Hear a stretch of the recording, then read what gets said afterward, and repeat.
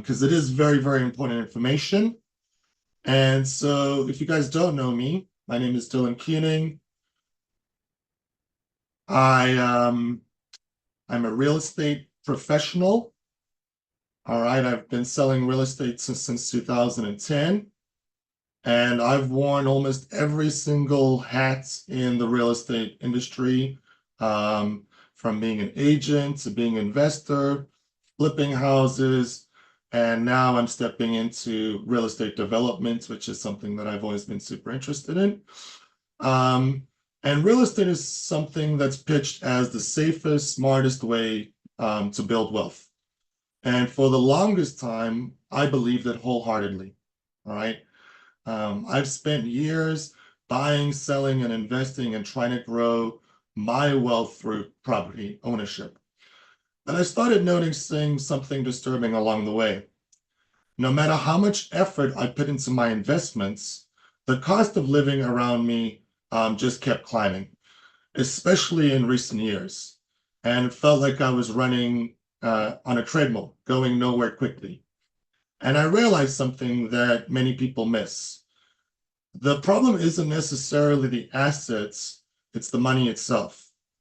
And that realization led me down a rabbit hole into the history of money, the mechanics of our financial system, and it eventually led me to Bitcoin. Today, my mission is to help people understand how our system truly works and why Bitcoin isn't just some speculative gamble, it's actually a lifeboat, a lighthouse in the storm. So over the next 40 minutes or so, I'm going to be taking you on a journey. We'll explore the history of money, the failures of the dollar, why gold has held its value for centuries, and how Bitcoin combines the best of all worlds. And by the end of this presentation, my hope is that you'll look at money differently and realize that Bitcoin might just be the most valuable form of money humanity has ever created.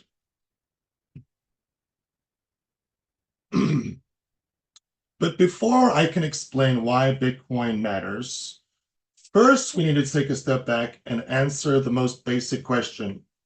What is money? At its core, money today is merely a belief system. It's a shared agreement that something, whether that's a seashell, a piece of metal, or a piece of paper, has value. In early civilizations, people bartered. One person traded goats for wheat, another swapped tools for fabric. But bartering is clunky. It requires both people to want what the other has at the same time.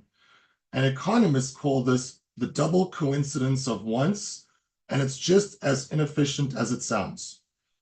So humans started looking for objects that everyone could agree were valuable. And in different cultures, this meant salt, seashells, beads, and even large stones. And eventually, in ancient Egypt around 3000 BC, precious metals like gold and silver emerged as universal mediums of exchange. Why? Because they are rare, durable, and they have many use cases. And they were universally desired due to their beauty, which is very important. So in the ancient kingdom of Lydia, which is known as modern-day Turkey today, and this was around 550 BC, this was the first ancient civilization to go and mint gold and silver coins. And this was revolutionary because for the first time, money became standardized, all right? And it became portable and it was easy to be calculated. And then came the paper currency, fiat money. At first, every paper was simply a receipt for actual gold or silver that was held in a bank vault. You could trade your paper for real metal. But over time, governments cut that tie. Today, our money is pure fiat currency, which literally means by decree. It has value simply because the government said so, and we all agreed to play along.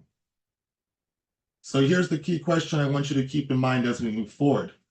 If our money is only valuable because of trust and decree, what happens when that trust erodes?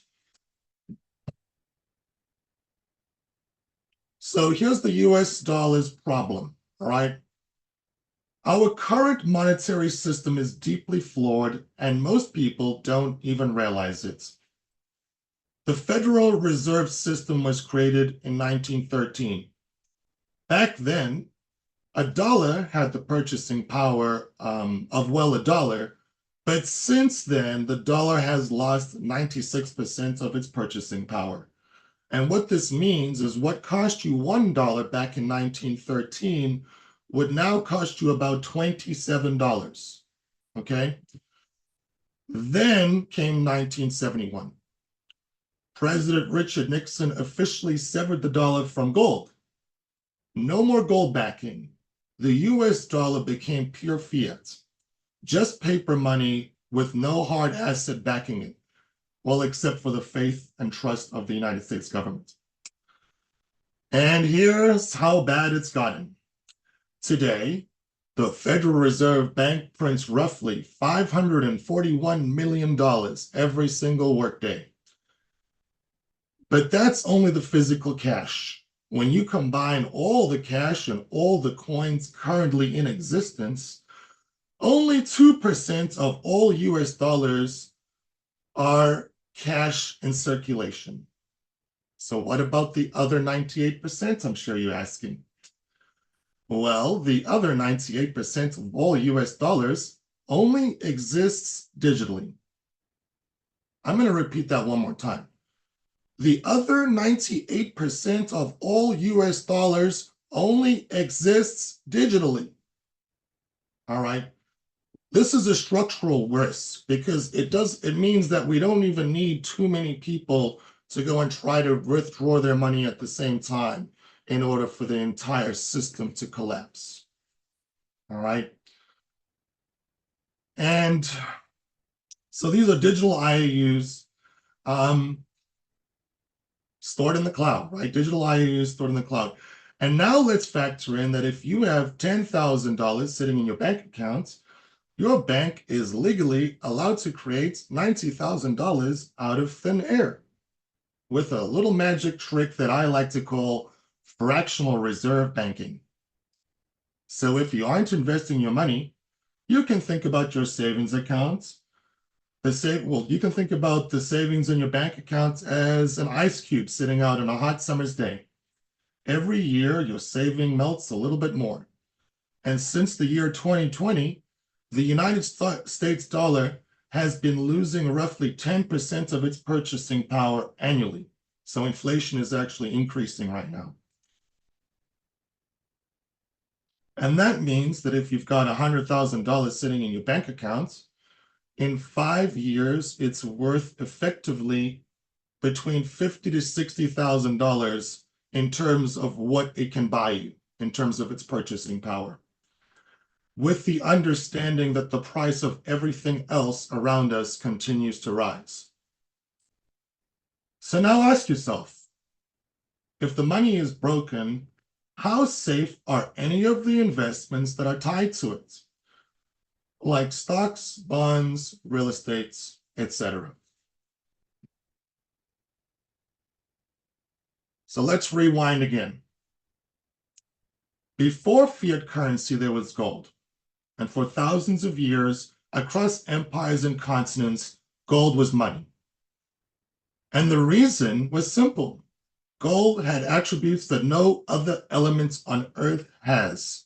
It's rare, it's difficult to find and extract. You can't just print a button and create more gold out of thin air. It's impossible to fake, it doesn't rust, it never fades. It's beautiful, which means it has demand not only for money, but for jewelry, decoration, crowns in your teeth, and tiaras, and for royalty. And even today, gold is used in electronics, computers, because of its conductivity. And it's also draped all over the walls of the Oval Office in our White House. And here's one of my favorite examples about gold. All right. The 1 ounce suit test. Back in 1910, you could buy a fine tailored suits in New York, Paris, or London. So this was a little more than 100 years ago with a 1 ounce gold coin. All right. And today, that same 1 ounce gold coin, which is worth about $4,000 today, roughly, you could also go to a fine tailor and you would be able to buy a fine tailored suit for roughly $4,000. Okay. And so you can see that gold didn't really increase in value. It's really just the dollar losing its purchasing power in relation to the value of gold. All right. So that's what we today look at as wealth preservation. That's our understanding of wealth preservation. It just essentially maintaining a straight line for more than 100 years. But gold does have its flaws. Okay. It's heavy. It's expensive to secure and to store. And it's difficult to transport across borders or use for everyday transactions. All right, think of all the gold sitting on the ocean floor from pirate shipwrecks in the Caribbean, because pirates were transporting large amounts of heavy gold back in the day. All right. And now try to imagine paying for groceries with a 1 ounce gold coin, as we know that that's worth about $4,000 today. If we were still using, gold and silver, it would be difficult for us to get change, right? So this is the reason why fiat currency was born. It's easier to move around and divide into smaller pieces. But when we left the gold standard behind, we lost the discipline that kept our money scarce and valuable.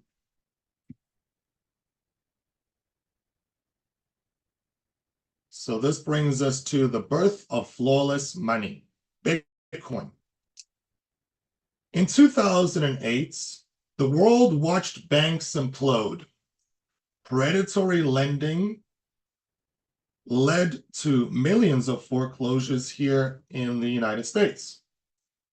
Millions of Americans lost their homes. Families were broken, but the banks, they got bailed out. Wall Street was rewarded for gambling while taxpayers paid the price.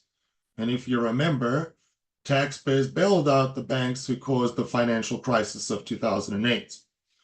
And in the middle of this chaos, on October 31st, 2008, so we're almost on the anniversary, an anonymous figure by the name of Satoshi Nakamoto released a 9-page document titled The Bitcoin White Paper. Bitcoin, a peer-to-peer electronic cash system. And the vision was radical: to create a new form of money, one that didn't need banks, governments, or any middlemen. Money that couldn't be inflated into worthlessness. Money that anyone, anywhere in the world could use or mine. Bitcoin introduced the blockchain, which is a transparent digital ledger where every transaction is visible to everyone forever. Transparency while still maintaining anonymity, a concept that we had never seen before. No fraud, no manipulation, no backroom deals. And instead of being backed by gold, Bitcoin is backed by global energy and by mathematics, two things that you cannot fudge. All right. Millions of computers around the world today verify all the Bitcoin transactions by solving these mathematical puzzles, right, or calculations. And that massive energy expenditure is what makes Bitcoin secure and incorruptible.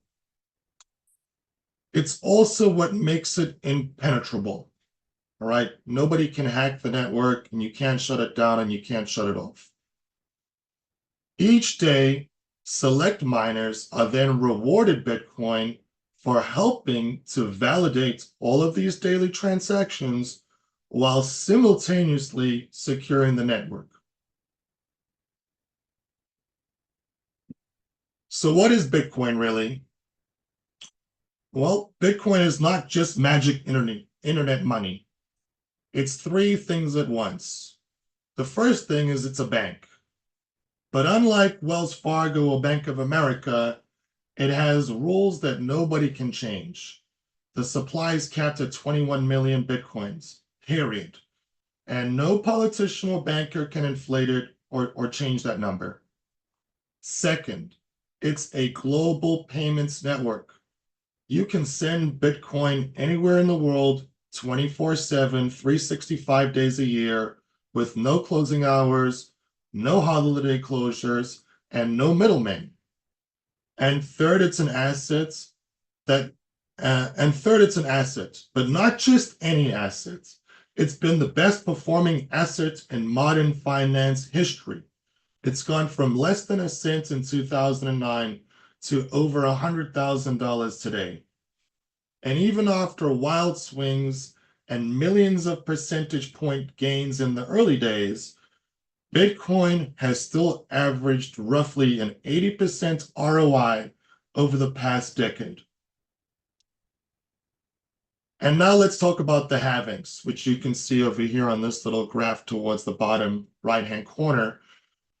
Every 4 years, the number of new Bitcoin entering circulation is cut in half. So from 2008 until 2012, miners got 50 Bitcoin per block, which was a ginormous amount of Bitcoin being mined every day. 4 years later, it was cut to 25. 4 years later, it was cut to 12.5. The next 4 years later, down to 6.5. And eventually, in April of 2024, just 3.125 Bitcoin is being mined per block. And what that means is that only 450 new Bitcoin, roughly, more or less, is being mined every single day, right? And that continuous reinforced scarcity proposition is why many believe Bitcoin will continue rising in value, and $1 million Bitcoin is simply a matter of time. So these halvings create this reverse bottleneck effect where the new supply decreases every 4 years as the global demand increases. And what I always say, as long as we have governments and as long as we have central banks who continue to print $540 million every single day, the price of Bitcoin will essentially just go up forever. All right, so now let's look at a real world example of a Bitcoin transaction. All right, so we've got Tara in South Florida who owes her friend Natalia in Roma, Italy, $100. All right.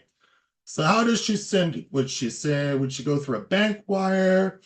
Would it be a MoneyGram? There's a whole bunch of different ways that we could end up doing it, or maybe a Western Union. But it could take days for this $100 to reach Rome. And depending on what payment method you use, the fees could be anywhere between $20 and $40 to send that $100. So now let's also just pretend that it's a long weekend, all right? So you could forget it. If it's a long weekend, Natalia could wait until maybe Tuesday to even get her money, especially if it's a bank wire. Okay, now let's imagine that both women have a Bitcoin wallet. Natalia will send Tara her Bitcoin address. Tara will enter the address into her wallet. So this is kind of what the address looks like. Look at these number letters at the top over here. All right, so this is Natalia's Bitcoin address, and this is Tara's Bitcoin address. No real way for you to know who this Bitcoin wallet belongs to. So essentially, Tara will enter Natalia's Bitcoin address into her wallet, She will send $100 worth of Bitcoin.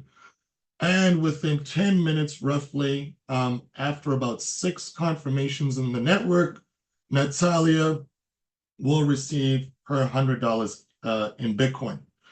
Done. Transaction complete.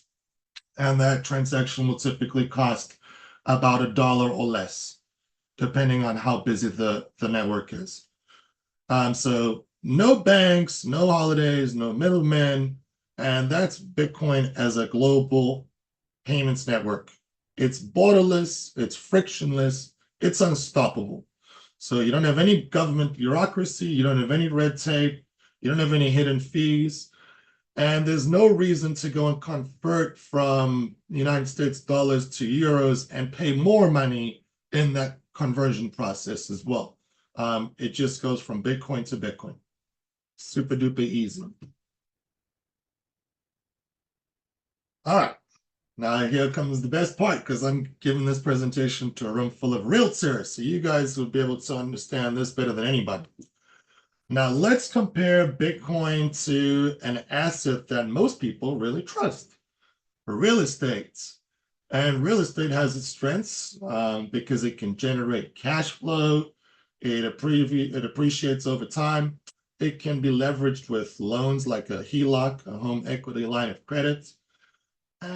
People can essentially create value by making real estate more functional or beautifying it, which we dub improvements towards achieving its highest and best use. And that value added is tangible. It's something that you can see, it's something that you can touch, and it's something that you can experience. And this is why people love real estate. And let's be honest about the downsides as well. Property taxes, insurance costs, constant repairs, maintenance, HOAs, and the risks of natural disasters, hurricanes, floods, fires, can all wipe out years of effort and accumulated profits. And even in the best conditions, investment properties will barely break a 6 to an 8% annual cap rate. And you're lucky if you're hitting 8%. We all know that. And liquidity, selling real estate can typically take weeks and sometimes months. Bitcoin, on the other hand, is instant liquidity. It's 24/7. It's 365 days a year. It's no waiting for buyers. There's no escrow. There's no paperwork. There's no HOA approvals. And there's always a global market for people to buy and sell Bitcoin. But Bitcoin is more than just an investment. It's also becoming a global currency network. Multinational corporations are already adopting it. Ferrari accepts it, Shake Shack accepts it, Twitch, and the list grows every single year. Now we have hundreds of corporations all around the world that accept Bitcoin as payment. And here's the icing on the cake. Only 5% of the world today owns any Bitcoin. That means that we're all still super early. And yet, 95% of all the Bitcoin supply has already been mined. That means that there's only a little bit more than 1 million more Bitcoin left to be mined. The scarcity is already baked in, and the remaining amounts of Bitcoin are being snapped up quickly by giant entities with deep pockets like BlackRock and Strategy, and all the other ETF corporations as well, like Fidelity, ARK, and so forth. But I always caution, just because you can spend Bitcoin everywhere doesn't mean you should. Don't treat Bitcoin like lunch money. Respect it, store it safely in cold wallets and devices that will keep your Bitcoin offline, away from hackers and failing exchanges. The people who treat Bitcoin with dignity and respect are the ones who will benefit most as adoption grows long term. And I'll close with this. As the dollar loses value every single year, it's not just your money disappearing, it's your time being stolen. It's the hours that you've worked for that paycheck, the sacrifices that you've made, all slowly being drained away by inflation and bad government policy. Bitcoin flips that narrative on its head. It's scarce, it's incorruptible, it's transparent, and it's global. No politicians can manipulate it, no central banks can inflate it. It runs on pure mathematics and energy, two things that can never be forged. So here's my challenge. Don't think of Bitcoins in terms of days or weeks. Think of it in terms of decades. Bitcoin is not about getting rich quickly.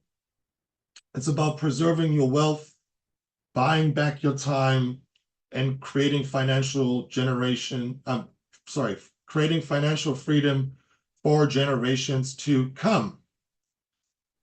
And if history is any guide, those who understand this early will be the ones that look back and say, I'm glad that I chose sound money over a melting ice cube.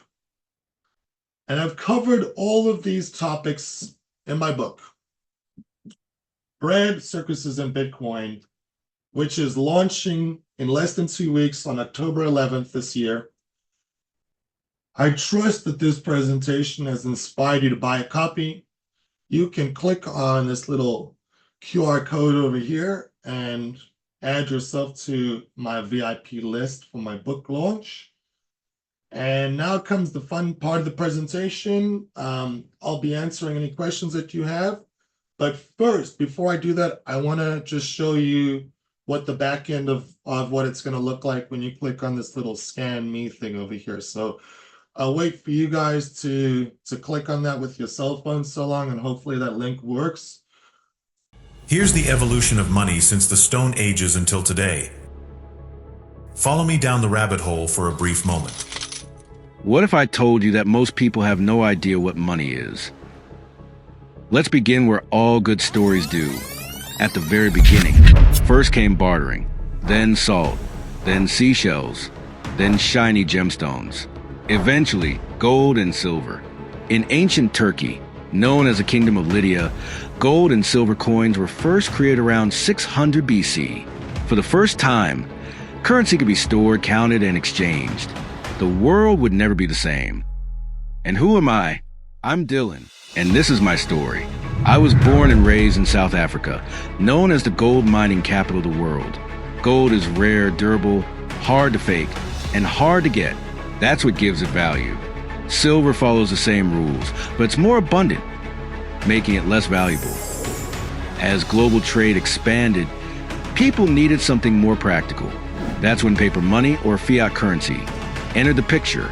At first, paper money was simply an IOU backed by real gold held in a vault. But over time, the link to gold disappeared entirely. The paper began to represent nothing more than trust in the system. In December 1913, the Federal Reserve Act was signed into law. A hideous creature born from secret meetings on Jekyll Island. It handed over control of America's money supply to a private banking entity. Since then, the US dollar has lost over 96% of its purchasing power. Public trust in banks has been deteriorating ever since. Then came a breakthrough. On October 31st, 2008, someone using the name Satoshi Nakamoto published a document titled Bitcoin, a peer-to-peer electronic cash system. The goal was clear: to build a new kind of money, one that is decentralized, transparent, and public, one that cannot be controlled by banks, governments, corporations, or intelligence agencies. While fiat currencies lose value every year due to inflation, Bitcoin continues to increase in value. Why? Because Bitcoin follows a different set of rules. There will only ever be 21 million Bitcoin. 95% of it is already in circulation, but only about 5% of the world owns any. Every 4 years, the amount of new Bitcoin entering circulation is cut in half. This is supply and demand at its most powerful.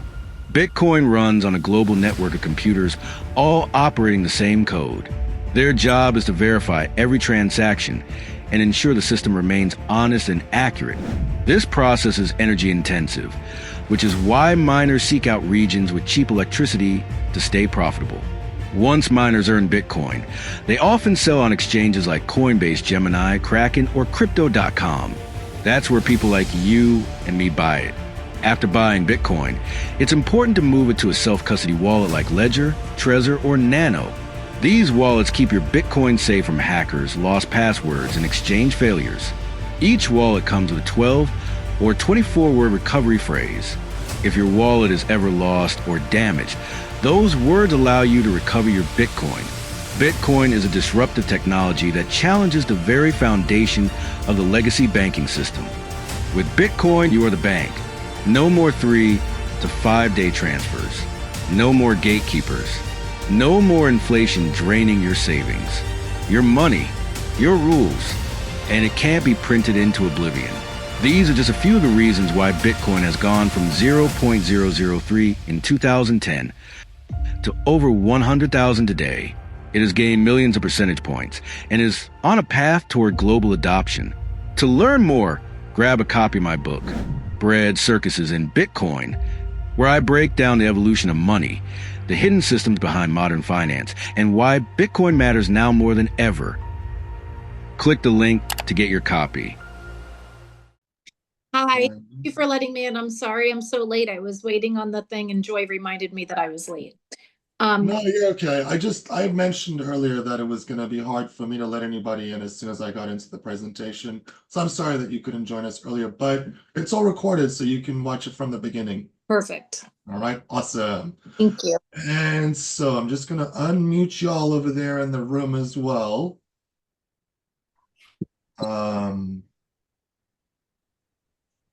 And then Is your book sold on Amazon? It is going to be sold on Amazon.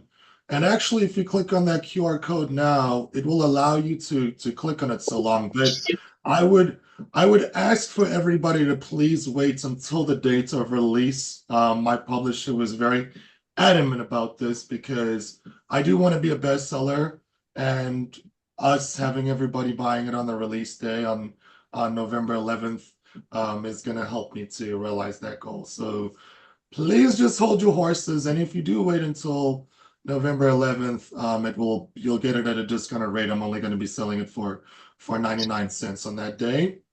Wow. And, on November 12th, you'll be able to buy a paperback version, and on November 13th, you'll be able to buy the audio version of my book as well. That's what I want.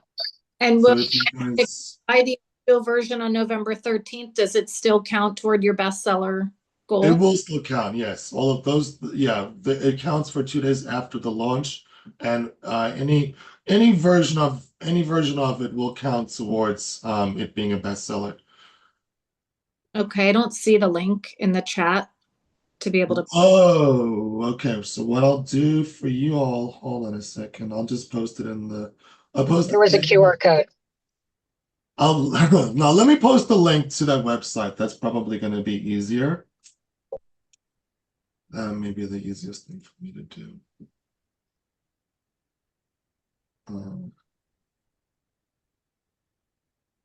All right, guys. So let me ask you, what did you guys think about the presentation, first of all? Did you feel like we learned something today? I loved it. I thought it was fascinating. I have 3 questions. One is, and I may have missed it because I had no sound during the YouTube presentation, so I'd like to get a link to that. Who introduced Bitcoin? Was it the Japanese guy that I saw on the screen? That's one question. No, so we don't really know who created Bitcoin.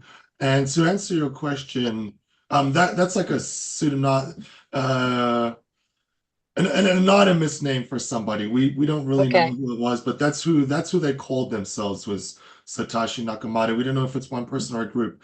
Okay. And I began actually, the people that came in first, I did already start telling them a little bit how I got all involved in this. So when I was still living in Miami, I was at the Miami, the Keller Williams Market Center there in Miami Shores.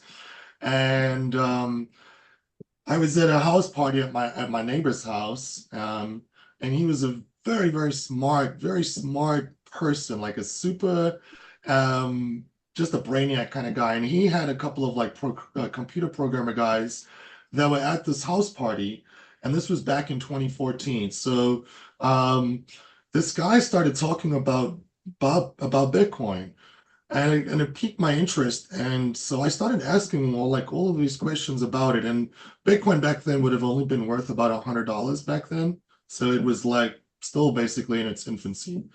And this guy was telling me back then that Bitcoin, these were like kind of his exact words. He was like, Bitcoin is going to replace the financial and banking system. And I was like, those are some pretty bold words you have over there, my friend. I was like, you don't really seem to know much about our banking system and stuff, which is what I was like. I was very interested in all of that, and I wanted to know like who controlled the central banks and all of that. So I was doing a lot of my own research about that kind of stuff back in the day. And so I was very skeptical about this. I was just like, there's no way that this thing is going to last. I was like, they're going to shut it down. I was like, there's no way that it could be truly decentralized. Um, and basically, what ended up happening over the course of that year from 2014 to 2015, Bitcoin ended up going from like $100 to like going to like $500.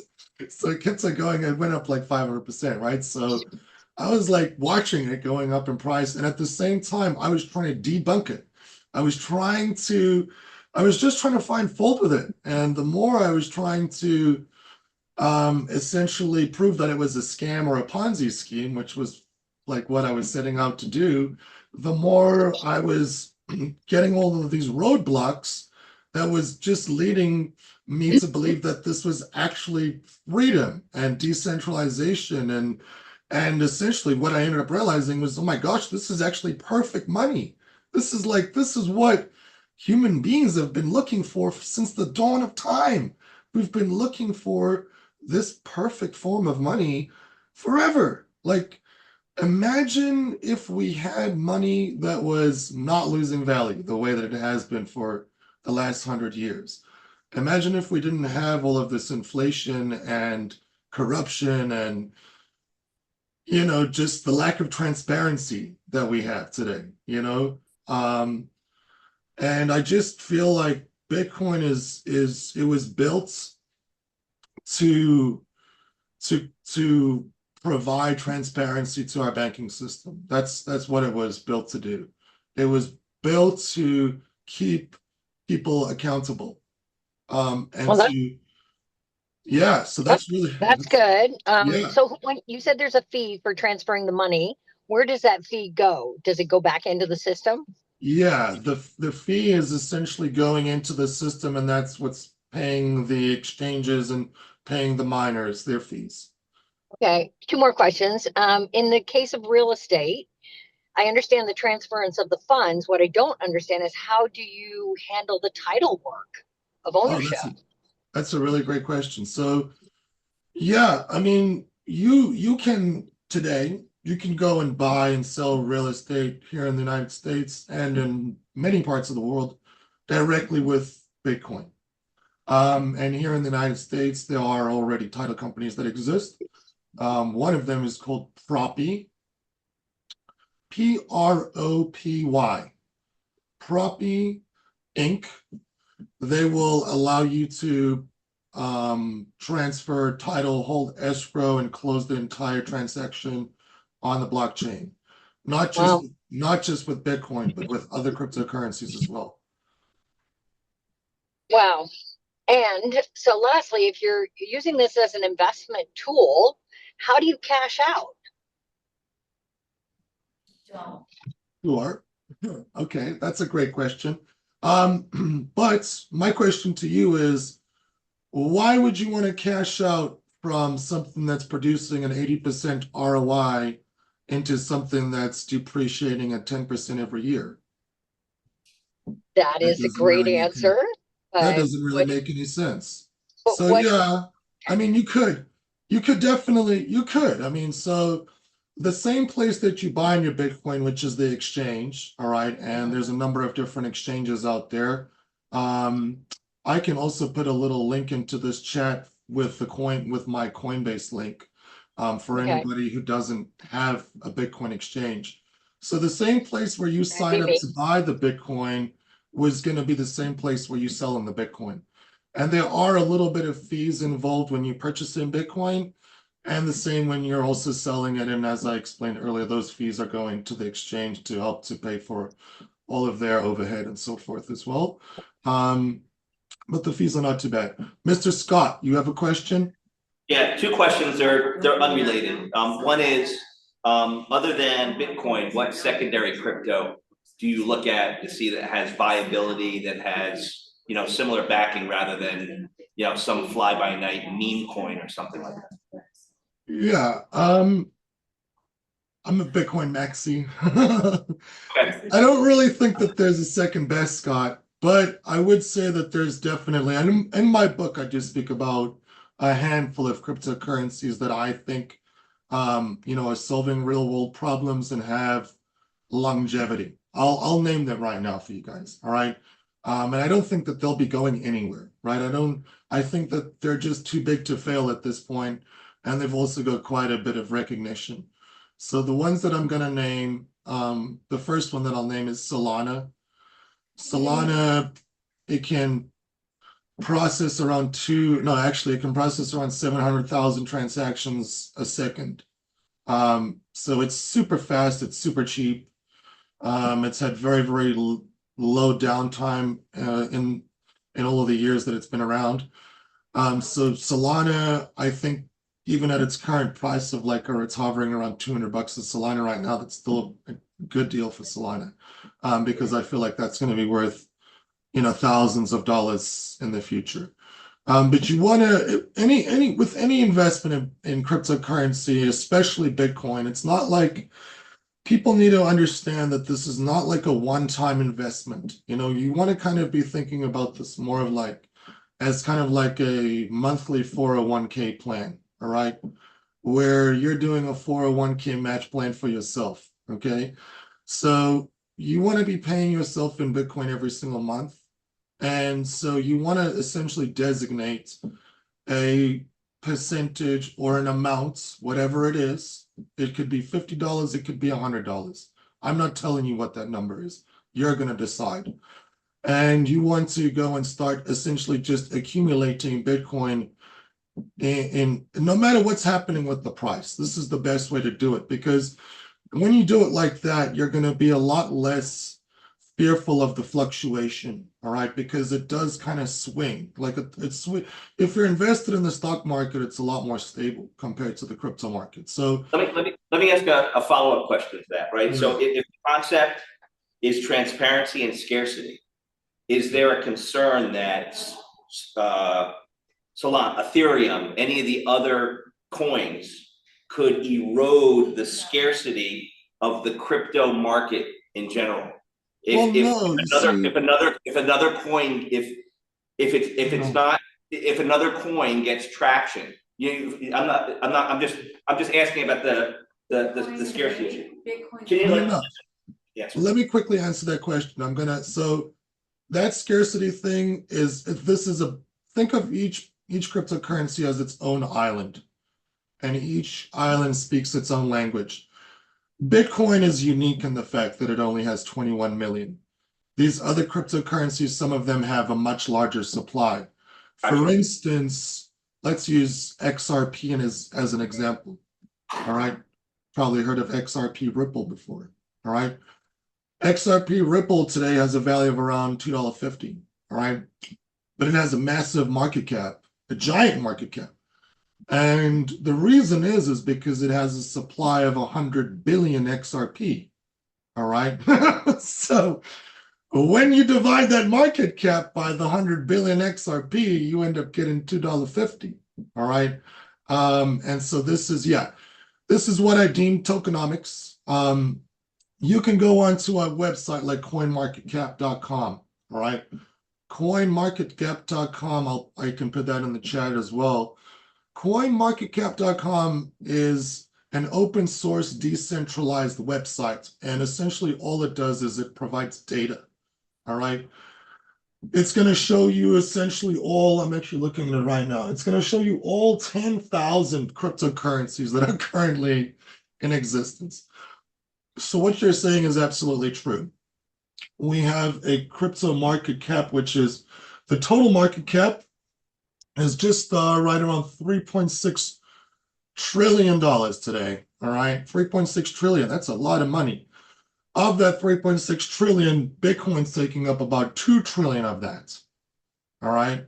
So yes, there's 10,000 cryptocurrencies out there. Most of them are complete bull crap. All right, excuse my language. Most of them, I would just. That might even be one of the names of one of the other coins. Yeah. Bull crap. Right. Most of them are just gamble. You know, it's all speculation, really. We know that Bitcoin is tried and true, right? Bitcoin already has we already have the strategic reserve with our government, right? The United States government is going to increase its Bitcoin holdings from 200,000 Bitcoin to 1 million Bitcoin.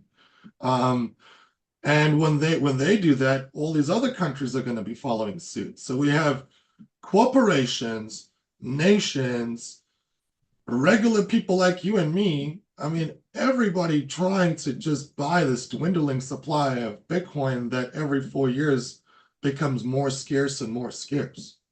So interesting, and you explained it very well. Thank you. Thank you. Thank you very much. I appreciate that, Scotty Bagoon. All right. Guys, I made this meeting go 10 minutes longer. There'll be a hard cutoff at 12:15. But just in case if anybody else has any questions, just let me know. Otherwise, what I'll do is I'll just start putting a couple more of these links into the chat for y'all. One will be for the Coinbase, so that you can go, if you don't already have an exchange, to go and buy some Bitcoin. You'll have that exchange. I'll also just let everybody know that I'm not a financial advisor, okay? And that you're going to be taking on all of this risk on your own. And that's also why I just caution people to be buying in very, very small quantities over a long period of time. And I feel like that way you'll be able to reduce your risk and accumulate, in the best way possible. And I'll also just leave with this, because this is really, really important. These Bitcoin cycles, they move in 4-year cycles. So these halvings will create a massive bull run. All right, there'll be a lot of euphoria in the market, and the market will charge up. And this has historically been happening since 2013, every 4 years. And so that means that we are right on the cusp of this next, kind of a big bull run that's just about to happen right now. And it's already been happening, kind of, over the last 2 years. And this is the reason why we're already seeing Bitcoin at 100,000. But when we're looking at the technical analysis and we're looking at a lot of these other indicators, we can see that Bitcoin could potentially have a very, very sharp, steep uprise, all right, over the next 2 to 3 months or so, especially as the M2 money supply increases and as interest rates come down. Because interest rates come down, obviously borrowing is cheaper for everyone. And so this will typically, we'll see the stock market, and we'll typically see the crypto market, see positive gains from that. But usually after all of this euphoria, okay, we will top out, all right, and then we will enter a bear market where things will start to come down, and it will be very, very, very scary. And this typically lasts, it will come down for about a 6-month period, all right, and then it will be another 3 or 4 months of us going sideways. So that 3 or 4 month sideways period, that's really going to be your opportune time to be buying Bitcoin and be stacking Bitcoin as much as possible in that time period, like I said, whatever your amount was going to be, because then you will essentially be buying the most amount of Bitcoin for the cheapest price possible at that point. And that's the best way to be stacking Bitcoin, guys. So that would be my advice to everybody. And thank you so much for joining my presentation today. As I mentioned, I really hope that everybody got something valuable from this. And I will be posting a link at a later point. I'm going to turn this into a little YouTube video for people to watch at a later date if they need to.